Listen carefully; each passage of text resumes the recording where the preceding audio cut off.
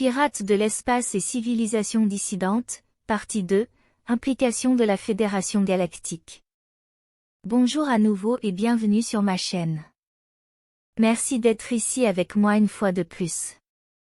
Je suis Marie Soireau.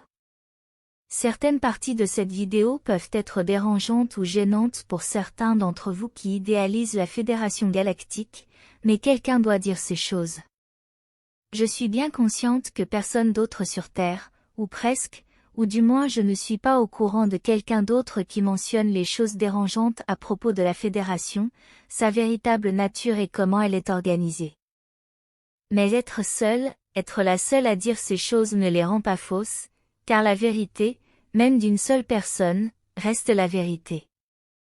Je ne me concentre pas sur le négatif, mais parfois ce qui doit être dit, pourtant tout n'est pas mauvais, cela dépend de comment vous interprétez tout.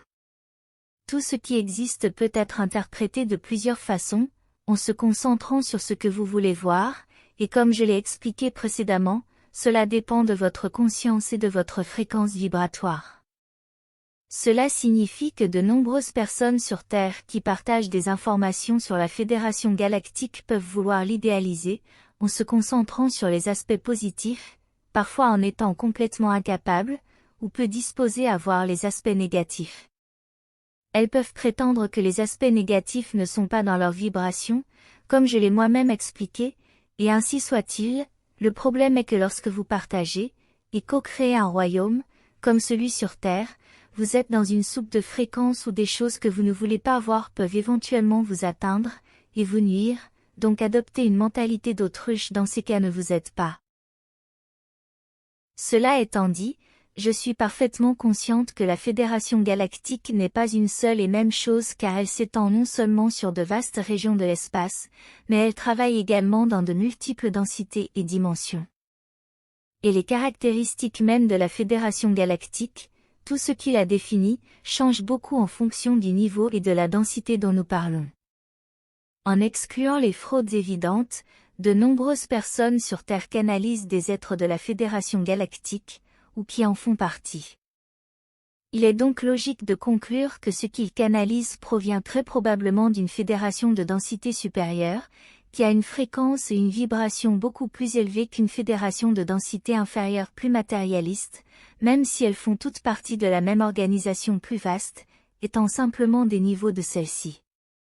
Cependant, les êtres de densité supérieure n'ont pas besoin d'organisation comme la Fédération galactique, car ils sont si intégrés et en communication télépathique constante entre eux, qu'une telle organisation devient inutile.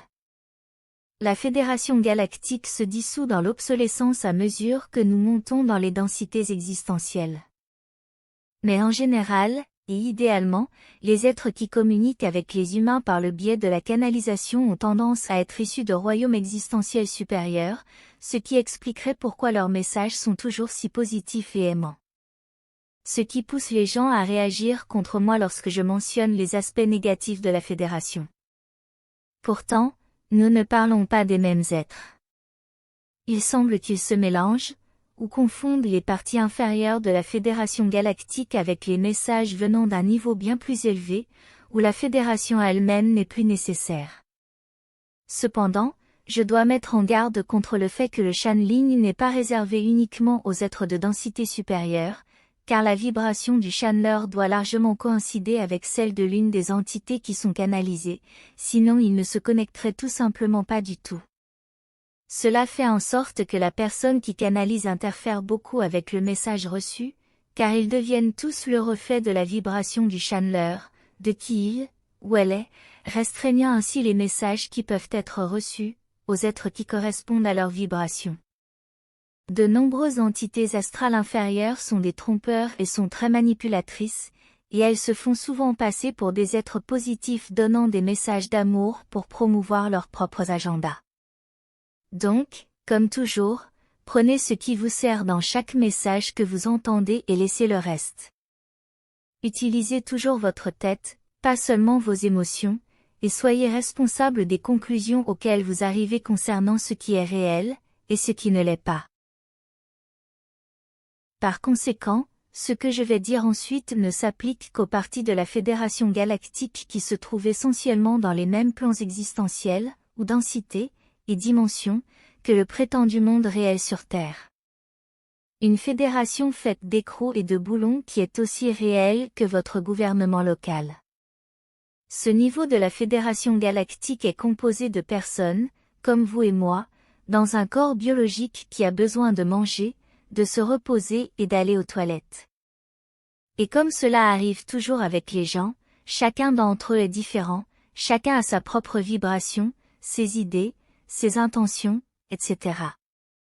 La Fédération galactique qui se trouve au même niveau existentiel que la société terrestre n'est rien de plus qu'un gouvernement de plus, avec la même structure de base que ceux sur Terre, car ils sont le reflet de ce qui les génère d'en haut. La politique et les politiciens sur Terre sont un reflet, ils sont l'interprétation terrestre des politiciens d'en haut, dans l'espace, et dans la Fédération galactique, qui sont les contrôleurs ultimes de la Terre. Un très grand nombre de politiciens de la Fédération galactique appartiennent à des races génétiques lyriennes, et leurs niveaux éthiques sont aussi variables que vous pouvez l'imaginer. Et bien qu'en général ils aient tendance à être bien au-dessus du niveau moyen de tout politicien corrompu sur Terre, ils peuvent encore manifester certaines de leurs mauvaises habitudes. Ensuite, nous devons également prendre en compte toutes les complications qui découlent du fait d'avoir des politiciens non humains dans des postes de pouvoir au sein des parties de la Fédération qui gouvernent la Terre et ses affaires, car il est logiquement très difficile pour eux de comprendre ou de se rapporter à ce dont les humains ont besoin. Comme je l'ai déjà dit, avoir des races non émotionnelles prenant des décisions pour des races émotionnelles comme les lyriens humains, est cruel, ou du moins, peu sage. La race lyrienne la plus impliquée dans les postes de direction au sein de la Fédération galactique locale qui supervise tout ce qui concerne la Terre sont les Alphraciens, ou Centauri. Après les Alphraciens, les lyriens les plus nombreux impliqués ici sont les Antariens. Mais tous peuvent simplement être considérés comme des humains de l'espace. Toutes les races sont enclines à faire des choses bonnes et mauvaises, tout dépend de ce que chaque individu fait. Et comme on peut s'y attendre, chaque personne a des qualités et des défauts. Le problème est que les membres de la Fédération peuvent abuser de leur pouvoir, se comportant souvent exactement comme les politiciens terrestres avec toutes leurs mauvaises habitudes. Lorsqu'ils ne peuvent pas obtenir ce qu'ils veulent légalement, ils ont tendance à manipuler d'autres personnes, et si cela ne suffit pas, ils utilisent des tactiques douteuses comme celles utilisées par les politiciens sur Terre, telles que l'extorsion, la fabrication d'événements pour en accuser d'autres, c'est-à-dire des faux drapeaux, et d'autres activités louches. Dans ma dernière vidéo, j'ai décrit les pirates de l'espace et les civilisations dissidentes. Et bien que ceux-ci se produisent naturellement, en raison des intérêts et des désirs de quelques-uns qui ne veulent pas continuer à faire partie d'une autre civilisation plus grande et bien établie, ils s'en éloignent, choisissant de vivre par eux-mêmes.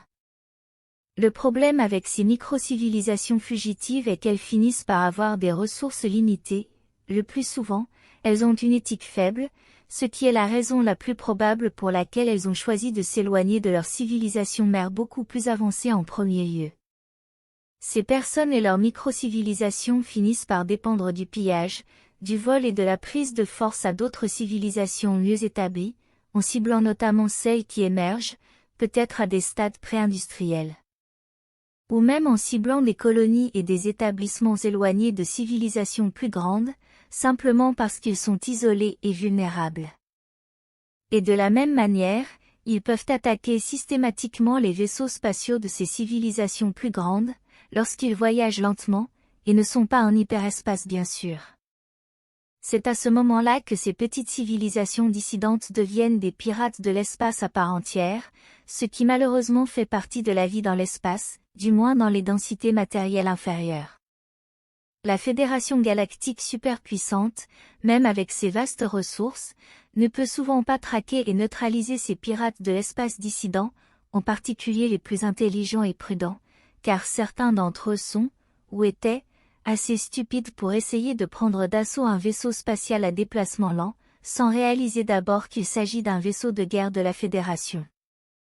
Le problème devient encore plus grave lorsque les politiciens corrompus à l'intérieur de la Fédération Galactique elle-même utilisent l'existence de ces pirates de l'espace à leur avantage. Toutes les personnes au pouvoir veulent une chose, plus de pouvoir. Et la Fédération Galactique et ses membres ne font pas exception à cela, car ils veulent ouvertement que plus de races stellaires et leur culture les rejoignent. Et lorsqu'ils le font, ils finissent par être contrôlés et manipulés par la Fédération et ses règles et réglementations, qui leur sont imposées, au nom d'une bonne coopération et de la sécurité pour tous ses membres. Lorsqu'une race stellaire veut être indépendante et refuse de rejoindre la Fédération, ces politiciens sont connus pour utiliser les pirates de l'espace pour attaquer ces jeunes races stellaires indépendantes afin de les forcer à rejoindre la Fédération pour leur protection. Cela crée littéralement le problème, pour vendre la solution, et c'est une tactique manipulatrice largement utilisée sur Terre, principalement contre sa population civile, comme vous le savez tous. Parfois, la Fédération peut conclure un accord avec l'une ou l'autre faction de pirates de l'espace, leur promettant de les laisser tranquilles en échange de leurs services de pillage. Mais il est également connu que la Fédération elle-même a créé de nombreuses factions de pirates de l'espace pour travailler directement pour eux, en tant qu'agents sombres de la Fédération, pour forcer les gens et leur civilisation, à rejoindre et à obéir à toutes les règles de la Fédération Galactique. Cela signifie que la Fédération, à un niveau ou à un autre, est responsable de nombreuses atrocités et agressions cruelles contre les civilisations fragiles émergentes dans toute la galaxie, le tout dans le but de gagner plus de pouvoir politique et d'influence dans une zone ou une autre.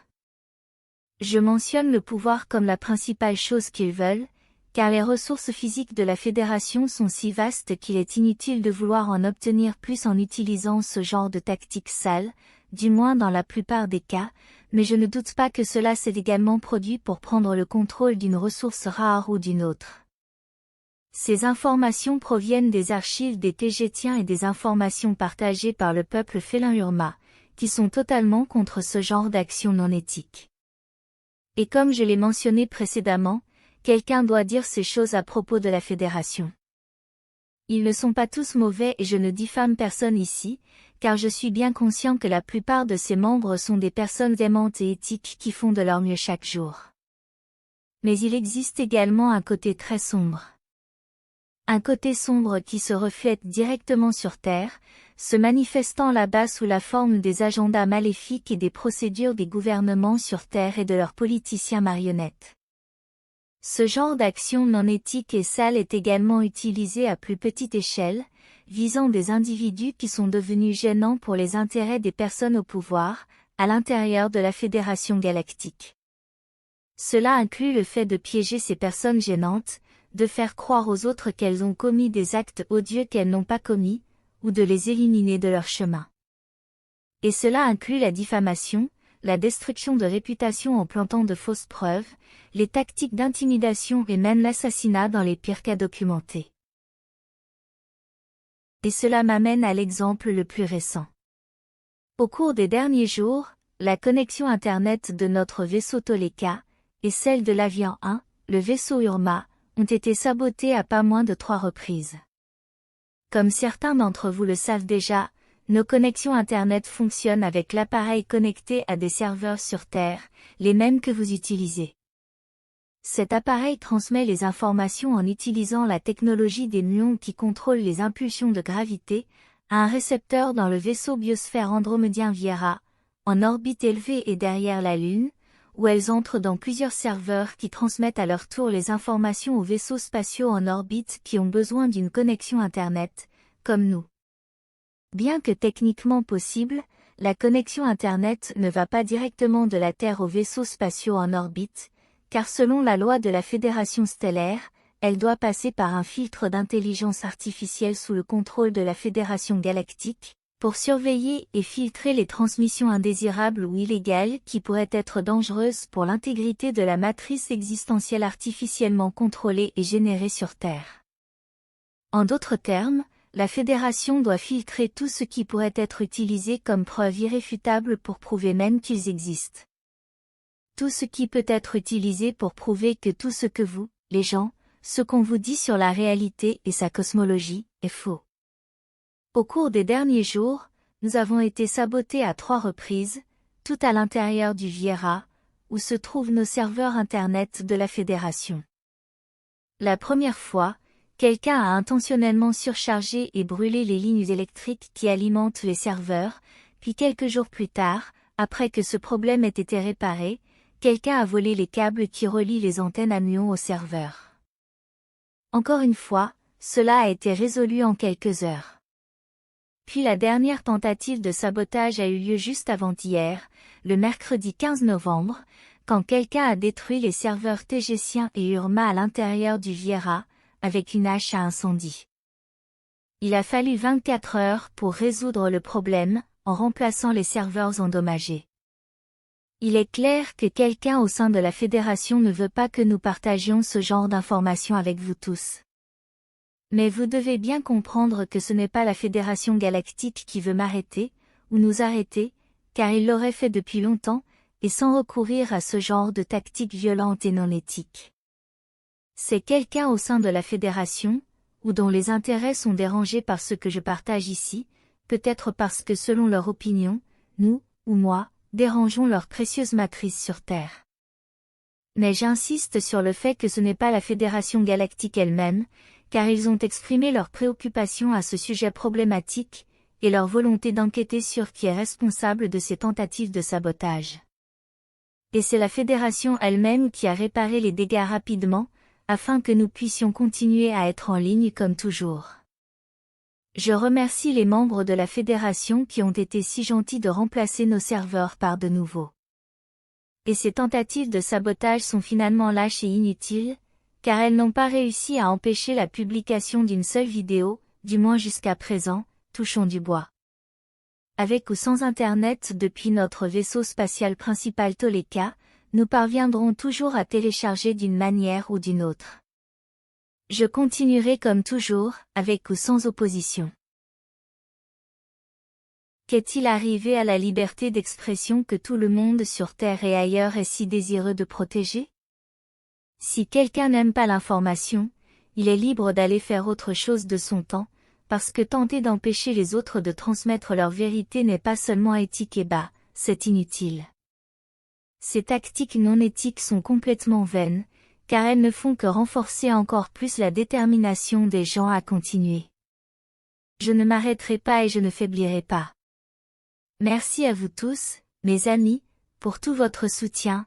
Je l'apprécie plus que vous ne pouvez l'imaginer. Restez forts là-bas et profitez de la vie, soyez heureux.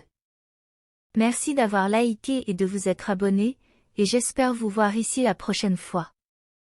Avec beaucoup d'amour, votre ami Marie Soireau.